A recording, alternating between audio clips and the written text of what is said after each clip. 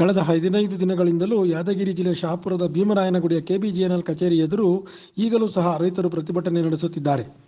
ನಾರಾಯಣಪುರ ಎಡದಂಡೆ ಕಾಲುವೆಗೆ 3 ಟಿಎಂಸಿ ನೀರು ಹರಿಸಿದರೆ ರೈತರು ಬೆಳೆದಿರುವ ಬೆಳೆಗಳಾದ ಶೇಂಗಾ, ಸಜ್ಜೆ, ಜೋಳ, ಹತ್ತಿ, ಮೆಣಸಿನಕಾಯಿ ಇವುಗಳನ್ನು ಉಳಿಸಿಕೊಳ್ಳಬಹುದು ಎಂಬ ಅವರ ಆಶಯ ಅದ್ಯಾಕೋ ಏನೋ ಮರೀಚಿಕೆ ಆಗ್ತಾ ಇದೆ.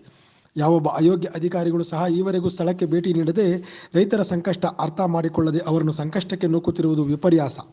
ರಸ್ತೆಗಳಲ್ಲಿ ಜೆಸಿಬಿಗಳಿಂದ ಗುಂಡಿ ತೆಗೆಸಿ ಅದರಲ್ಲಿ ಕುಳಿತು ಧರಣಿ ಮಾಡಿ ಪ್ರತಿಭಟನೆ ನಡೆಸುತ್ತಿರುವ ರೈತರನ್ನು ಸಂತೈಸಲು ಖುದ್ದು ಮುಖ್ಯಮಂತ್ರಿ ಸಿದ್ದರಾಮಯ್ಯನವರೇ ಬರಬೇಕು ಏನೋ ಅಂತ ಅರ್ಥ ಆಗ್ತಾ ಇಲ್ಲ. ಬರಬೇಕು ಬಹುಶಃ ಅವರೇ ಅನಿಸುತ್ತೆ. ಮುಖ್ಯಮಂತ್ರಿಗಳು ಕಾರ್ಯನಿಮಿತ್ತ ಬಿಜಾಪುರಕ್ಕೆ ಬಂದಿದ್ದಾಗ ರೈತ ಮುಖಂಡರು ಅಲ್ಲಿಗೆ ಹೋಗಿ ಅವ್ರನ್ನ ಭೇಟಿಯಾಗಿ ತಮ್ಮ ಸಮಸ್ಯೆನ ಹೇಳ್ಕೊಂಡ್ರು. ಈ ರೀತಿ ಆಗಿದೆ, ನಮಗೆ ಇಷ್ಟು ನೀರು ಕೊಟ್ಟರೆ, ನಾರಾಯಣಪುರ ಎಡದಂಡೆ ನಾಲೆಗೆ ಇಷ್ಟು ನೀರು ಕೊಟ್ಟರೆ ಬೆಳೆಗಳನ್ನ ಉಳಿಸ್ಕೋತೀವಿ ಅಂತ ಹೇಳಿದಾಗ ಅದನ್ನು ಅರ್ಥ ಮಾಡ್ಕೊಂಡಂಥ ಮುಖ್ಯಮಂತ್ರಿಗಳು ಕೂಡಲೇ ಅಲ್ಲಿದ್ದ ಅಧಿಕಾರಿಗಳಿಗೆ ನೀರು ಕೊಡಿ ಅಂತ ಹೇಳಿದ್ರು ಸಹ ಇವರು ನೀರು ಕೊಡಲ್ಲ ಅಂತ ಹೇಳಿ ಅವರ ಆದೇಶ ಪಾಲನೆ ಮಾಡಲ್ಲ ಅಂದರೆ ಇವರು ಮುಖ್ಯಮಂತ್ರಿಗಳಿಗಿನ್ನ ದೊಡ್ಡವರ? ಹಾಗಾದರೆ ಮುಖ್ಯಮಂತ್ರಿಗಳ ಮಾತಿಗೆ ಕವಡೆ ಕಾಸಿನ ಕಿಮ್ಮತ್ತು ಇಲ್ವಾ? ಹಾಗಾದರೆ ಯಾವ ಪುರುಷಾರ್ಥಕ್ಕೆ ಆಡಳಿತ ನಡೆಸಬೇಕು? ಸರ್ಕಾರ ಆದರೂ ಯಾಕಿರಬೇಕು?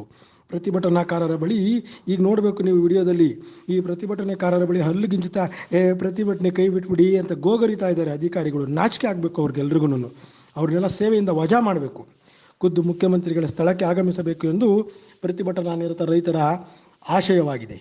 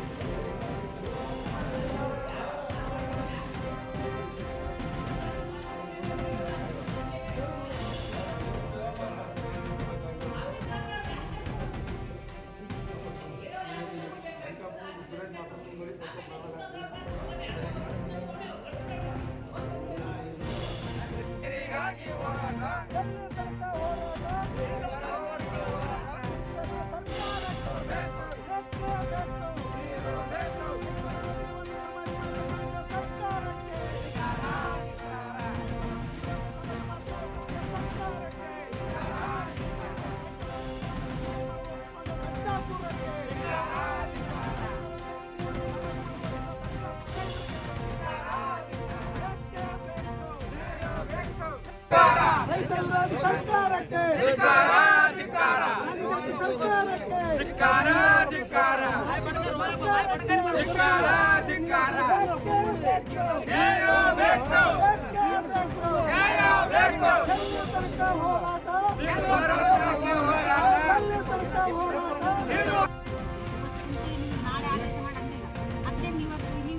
ಆದೇಶ ಮಾಡಿದ್ರೆ ನಮ್ಮ ಬೆಳೆಗಳು ಒಣಗಿದ್ರೆ ನೀವು ನೀರು ಬಿಟ್ಟು ನಮಗೇನು ಸರ್? ನಂದು ಒಂದು ರಿಕ್ವೆಸ್ಟ್, ನಾಳೆ ಸಿಎಂ ಜೊತೆ ಮಾತಾಡೋದು ಯಾರು ಅವ್ರಿಗೆ ಬರ್ಬೇಕು ಮತ್ತು ಒಂದು ಕಲಿಸ್ಲಿ ಅಂತ ನೀವು ಪ್ರಮಾಣ ಮಾಡಿ ನಾವು ಅವ್ರು ನಾಳೆಗೆ ನಮ್ಮ ಎದುರಿಗೆ ಕರೆಸ್ಬೇಕು. ಸಿಎಂ ಅವರು ಸುಳ್ಳು ಹೇಳಿದ್ರ ಅಥವಾ ನಾವು ಸುಳ್ಳು ಹೇಳಿದ್ರ ಅಥವಾ ಸುಳ್ಳು ಹೇಳಿದ್ರು ಮೂರು ಬೇಕು ನಮ್ಮ ನೀರು ಅಲ್ರಿ ಸರ್. ಈಗ ಅವ್ರನ್ನ ಕರೆಸ್ಬೇಕು. ನಾಳೆ ನೀವು ಕರೆಸ್ತೀವಿ ಅಂತ ನಾವು ಎದ್ದು ಬೆಳಗ್ಗೆ 9 ಗಂಟೆಗೆ ಆಫೀಸಿಗೆ ಅಂದ್ರೆ ನಾವು ಎದ್ದೇಳ್ತೀವಿ. ಇಲ್ಲ ಎದ್ದೇಳದೇ ಇಲ್ಲ, ನಾನು ಎದ್ದೇಳದೇ ಇಲ್ಲ. ಯಾರು ಅಣ್ಣವ್ರು